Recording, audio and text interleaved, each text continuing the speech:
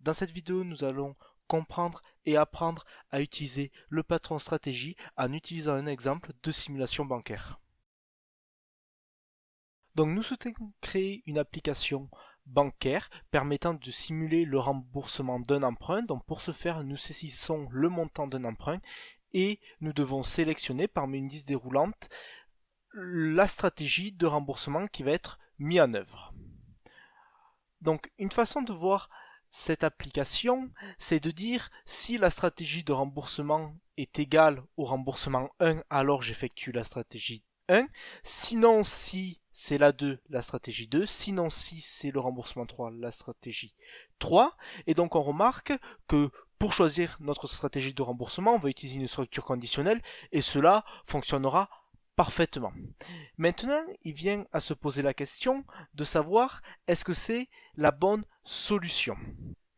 Donc par exemple, si je veux rajouter un remboursement 4, je vais devoir ajouter un bloc conditionnel à ma structure, c'est-à-dire un else if. Si le type de remboursement est égal au remboursement 4, alors je fais ma nouvelle stratégie. Jusque-là, tout va bien, mais regardons d'un peu plus près ce que cela implique. Ça m'implique que je vais devoir coder la classe pré, je vais devoir la retester, je vais devoir la redéployer, je vais devoir la relivrer. Et cela peut engendrer des bugs et demande du travail supplémentaire. En effet, comme la classe pré a été modifiée, je dois mettre en œuvre toute cette pipeline pour arriver à la livraison et cela peut donc inclure des bugs. Ce que je souhaite, c'est avoir une classe pré qui existe, mais qui ne sera pas modifiée. C'est-à-dire elle a été codée et testée, mais lorsque je vais vouloir rajouter une stratégie de remboursement, que ce soit la 4, la 5, la 6, etc., je n'ai pas envie de redéployer la classe pré, je n'ai pas envie de la relivrer, car je n'ai pas envie d'y inscrire des bugs.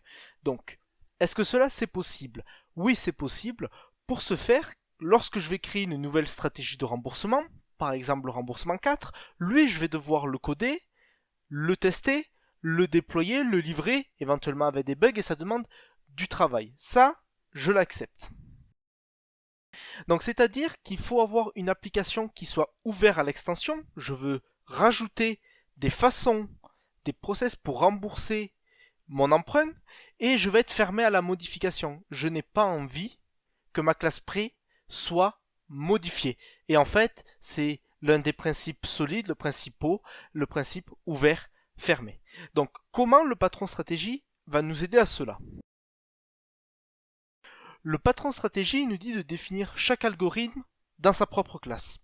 Qu'est-ce que cela veut dire concrètement?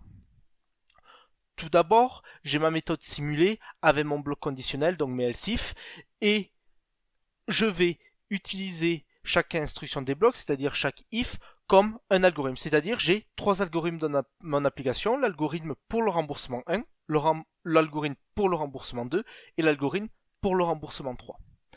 Il suffit que ces algorithmes, j'en crée des classes, c'est-à-dire la classe R1 pour le remboursement 1, la classe R2 pour les algorithmes du remboursement 2, la classe R3 pour l'algorithme du remboursement 3. Qui dit algorithme dit une méthode, donc je vais y inscrire les méthodes exécutées. On remarque donc que nos trois classes, R1, R2, R3, correspondant à trois algorithmes différents, ont la même méthode, la méthode exécutée. Si on rentre un peu plus dans le détail, la méthode exécutée, elle va exécuter une simulation de remboursement sur un montant M, donc un attribut M, et en fait, comme elles ont tous les trois la même méthode, on va pouvoir les rassembler sous une même interface, l'interface remboursement.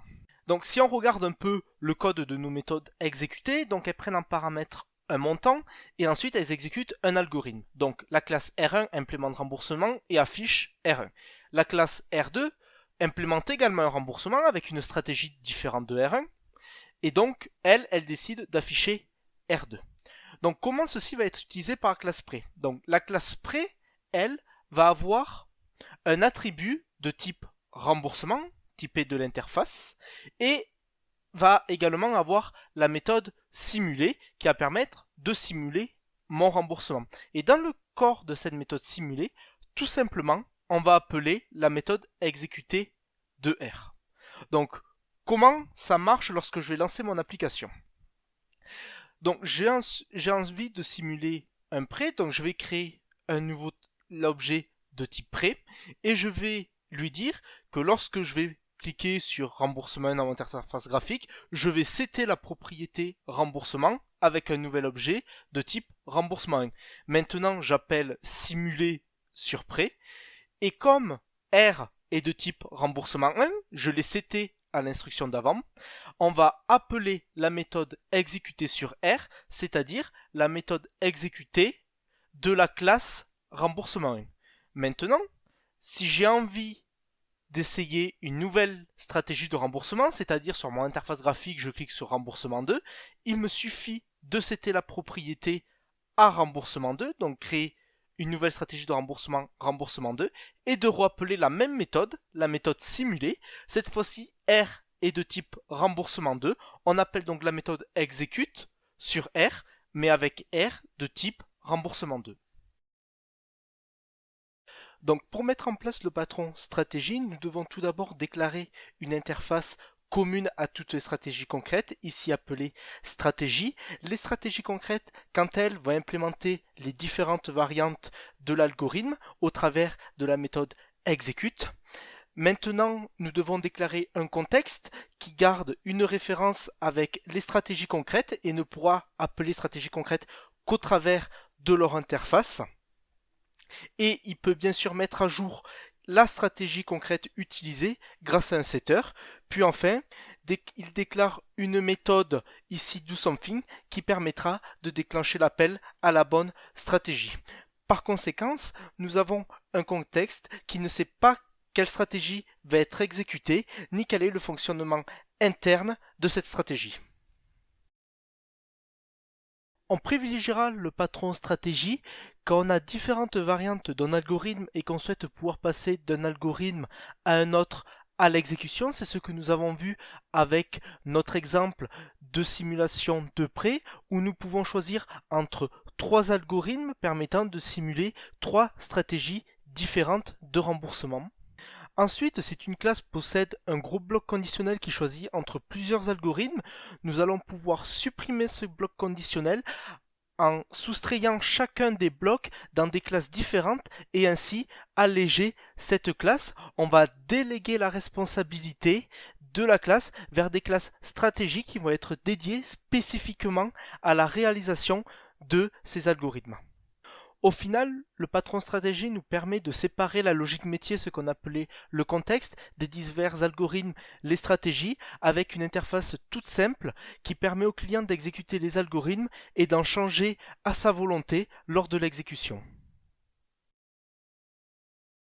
Nous finissons notre présentation du patron stratégie en nous retrouvant sous Eclipse pour pouvoir le coder. Donc tout d'abord, nous devons déclarer une interface stratégie, donc ici remboursement stratégie, qui va prendre une méthode, la méthode rembourser, et qui prend en paramètre un entier. Cette stratégie est implémentée par plusieurs stratégies concrètes, donc remboursement 1, 2 et 3, qui implémentent chacun la méthode rembourser. Donc ici, pour remboursement 1, nous afficherons R1, pour remboursement 2, nous afficherons R2, et pour remboursement 3, nous afficherons R3. Maintenant, si nous nous intéressons à la classe prêt, elle prend en paramètre une stratégie, donc remboursement stratégie. Elle peut mettre à jour la valeur de la stratégie, donc c'est-à-dire que lorsque je vais vouloir utiliser remboursement 1, je vais pouvoir setter sa valeur, remboursement 2, je vais pouvoir setter sa valeur, et remboursement 3, je vais pouvoir setter sa valeur. Puis enfin, la méthode simulée qui prend également en paramètre un entier et qui fait tout simplement un appel à la bonne stratégie. Donc si on regarde comment ça se met en œuvre, tout d'abord je dois déclarer un objet de type prêt dans lequel je vais pouvoir mettre à jour la stratégie qu'on souhaite utiliser. Donc c'est-à-dire que lorsque je vais cliquer par exemple dans mon interface graphique sur remboursement 1, ça va mettre à jour la stratégie de remboursement, donc la une, et maintenant il ne me reste plus qu'à appeler la méthode simulée qui, elle, va déléguer l'appel à remboursement 1. Donc par exemple, je veux simuler avec un montant de 30 000.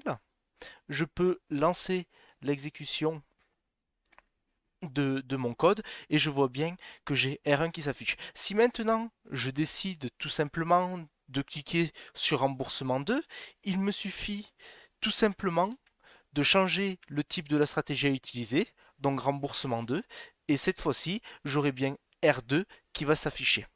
Donc le gros avantage du patron stratégie, c'est pouvoir rajouter des stratégies sans avoir à recompiler la classe pré. Donc c'est-à-dire ici, je peux créer une nouvelle classe de type remboursement 4 qui va implémenter notre interface remboursement stratégie.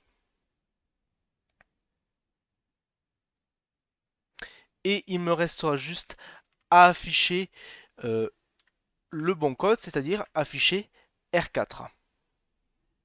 Maintenant, si je veux utiliser R4, je vais mettre à jour mon interface graphique pour pouvoir proposer remboursement 4. Et également ici, j'aurai juste à appeler la bonne stratégie lorsque je vais sélectionner remboursement 4.